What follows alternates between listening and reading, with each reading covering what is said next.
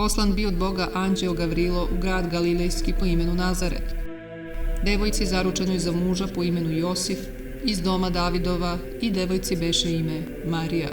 I ušavši k njoj, anđeo reče: Raduj se, blagodatna, Gospod je s tobom, blagoslovena si ti među ženama. A ona, videvši ga, uplaši se od reči njegove i mišljaše: kakav bio ovo pozdrav? I reče joj anđeo: ne boj se, Marija, jer si našla blagodat u Boga. I evo, začećeš i rodit ćeš sina i nadenućeš mu ime Isus. A Marija reče anđelu: kako će to biti kad ja ne znam za muža? I odgovarajući, anđeo reče joj: Duh Sveti doći će na tebe i sila Višnjega osenit će te.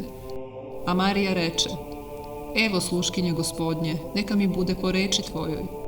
Ta velika tajna objavljena je danas i nosi sveti naziv blagovesti.